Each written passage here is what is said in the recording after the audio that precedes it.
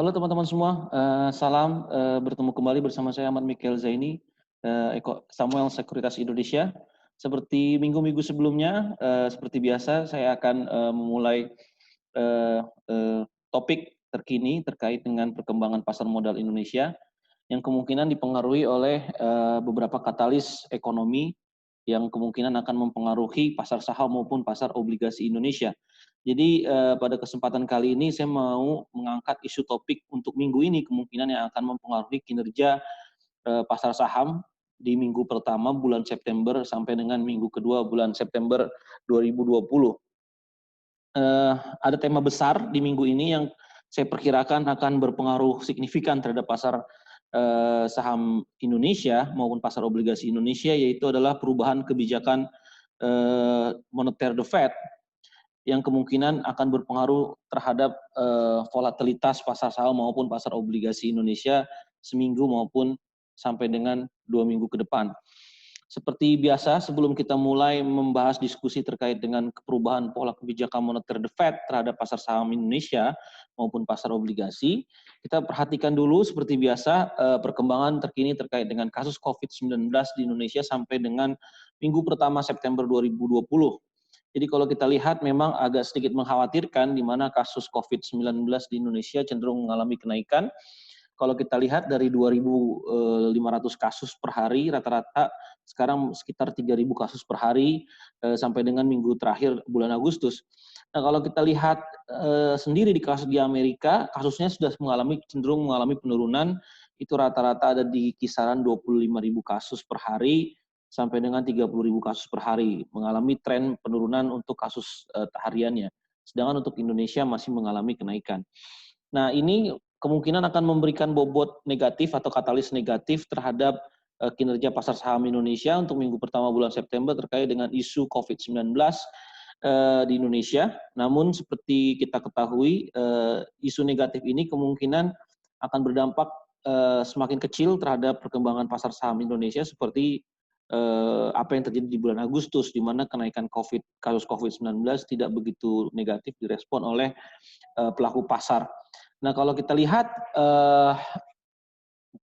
berita negatif terkait dengan COVID-19 ini dapat diimbangi dengan berita positif dari luar negeri, dari pasar global ya. Kalau kita perhatikan yaitu datang dari The Federal Reserve atau Bank Sentral Amerika, di mana Bank Sentral Amerika mengubah arah kebijakan moneternya dari biasanya menggunakan inflation targeting framework tahunan atau Bank Sentral Amerika, The Fed itu biasanya melihat inflasi tahunan sebagai anchor mereka untuk menaikkan atau menurunkan tingkat suku bunga. Jadi misalkan tahun ini The Fed mempunyai target inflasi sebesar 2%.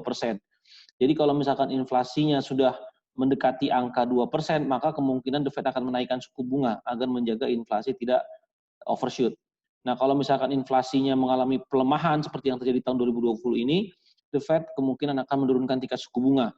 Nah, tapi akan ada perubahan untuk tahun 2021 sampai dengan mungkin 2023, di mana The Fed akan menggunakan inflasi rata-rata. Jadi kalau misalkan tahun 2021 inflasi di Amerika itu katakanlah 2,5%, belum tentu The Fed akan menaikkan tingkat suku bunga. Atau misalkan inflasinya 3% katakan, itu belum tentu The Fed akan menaikkan tingkat suku bunga. Jadi The Fed akan melihat rata-rata inflasi selama misalkan 3-5 tahun. Kalau inflasinya sudah kelihatannya lebih tinggi dari rata-rata dari 2%, maka kemungkinan The Fed baru akan menaikkan tingkat suku bunga. Konsekuensi dari ini apa?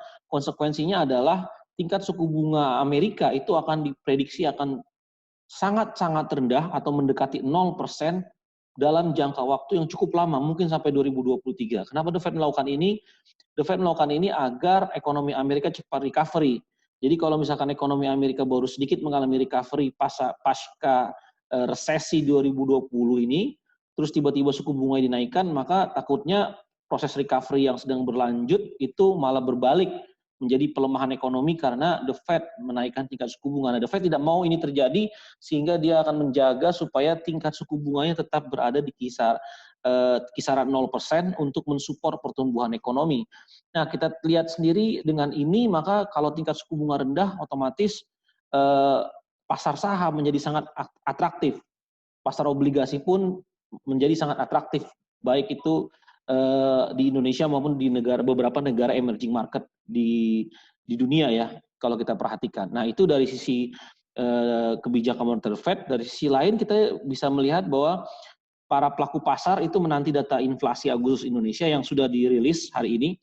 Data inflasinya kita deflasi month on month 0,05%, dan itu kemungkinan akan direspon dengan menurunkan tingkat suku bunga oleh Bank Indonesia, karena balik lagi Bank Indonesia juga framework kebijakannya itu adalah inflation targeting framework seperti the Fed ya. Walaupun the Fed mempunyai 2 indikator kebijakan moneter, yaitu menjaga unemployment rate tetap rendah maupun juga menjaga inflasi tetap terjaga di angka target inflasi 2%. Nah, untuk khusus Bank Indonesia menggunakan ITF, Inflation Targeting Framework, di mana inflasinya itu harus sesuai atau minimal berada di range target inflasi BI tahun ini sekitar 3,5%.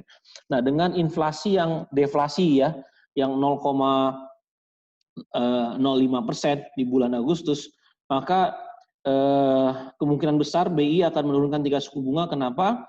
Karena kalau kita lihat target inflasinya BI dengan actual inflation atau inflasi yang actual itu gapnya sudah semakin jauh ya, karena deflasi yang terjadi di bulan Juli Agustus, maka inflasinya secara tahunan itu akan semakin tertekan. Jadi kalau kita lihat ada gap antara inflation actual dengan target inflasi BI, itu kenapa BI diperkirakan akan menurunkan tingkat suku bunga suku bunga BI 7 days repo mungkin di bulan September ini, sehingga akan menjadi katalis positif juga bagi pasar saham Indonesia. Jadi ada 2 katalis positif datang dari the Fed maupun datang dari deflasi Indonesia bulan Agustus yang kemungkinan akan dibarengi dengan pemotongan tingkat suku bunga oleh BI bulan ini. Nah, kalau kita lihat terkait dengan sektor real, apa yang terjadi dengan sektor real, kita tahu beberapa waktu lalu pemerintah memberikan statement bahwa kemungkinan besar Indonesia akan mengalami resesi. Itu sudah kita prediksikan sebelumnya, di minggu-minggu sebelumnya, bahwa pertumbuhan PDB Indonesia itu tertekan cukup dalam di kuartal kedua, yaitu minus 5,3%. Jadi memang agak cukup sulit untuk langsung pulih atau tumbuh positif di kuartal ketiga 2020 karena tekanannya cukup dalam di kuartal kedua. Jadi kami prediksi, Samuel Sekuritas memprediksi bahwa pertumbuhan ekonomi Indonesia mungkin akan berada di kisaran minus 1 sampai dengan 1,5% di kuartal ketiga, sehingga kemungkinan besar Indonesia akan resesi. Tapi apakah resesi ini akan memberikan dampak negatif? Belum tentu juga. Kenapa? Karena pelemahan ekonominya itu semakin mengalami perbaikan ya. Jadi dari minus 5,3 terus kemudian minus 1,1 sampai dengan 1,5% itu menunjukkan tanda perbaikan sebenarnya. Tapi memang belum bisa positif. Kenapa? Karena tekanan dari sisi ekonominya cukup berat terkait dengan COVID-19 ini, karena banyak sektor ekonomi yang tadinya tumbuh tinggi, menyumbang pertumbuhan ekonomi seperti hotel, restoran, terus kemudian transportasi penerbangan maupun transportasi darat, terus juga perdagangan gitu ya, seperti penjualan mobil itu tertekan, sehingga sulit untuk tumbuh positif dengan cepat. Makanya butuh waktu untuk recover. Jadi saya prediksi triwulan ketiga Indonesia akan mengalami tekanan. Nah, kalau kita lihat selain data inflasi yang keluar hari ini, yang baru saja keluar hari ini, itu juga ada data PMI ya. Data PMI Indonesia itu dari posisinya 46,9 itu naik menjadi 50 ya. Artinya apa? Kalau PMI itu di atas 50, maka kemungkinan ekonomi Indonesia ekspansi di bulan Agustus. Dari bulan Juli yang kontraksi karena PMI-nya 46,9, sekarang 50 di bulan Agustus, itu menunjukkan bahwa di bulan Agustus terjadi perbaikan ekonomi, sehingga perbaikan ekonomi itu dari data PMI itu memang sejalan dengan proyeksi kami di pertumbuhan ekonomi kuartal ketiga bahwa akan terjadi perbaikan.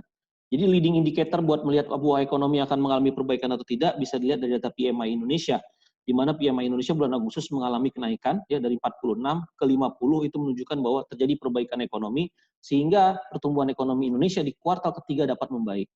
Nah, kalau kita lihat dari data PMI yang bagus tersebut, dan juga kita kemungkinan akan mendapatkan katalis positif dari BI dengan tingkat suku bunga akan dipotong, plus katalis positif juga datang dari The Fed, di mana The Fed akan menjaga tingkat suku bunga tetap rendah, mungkin selama 3-5 tahun ke depan.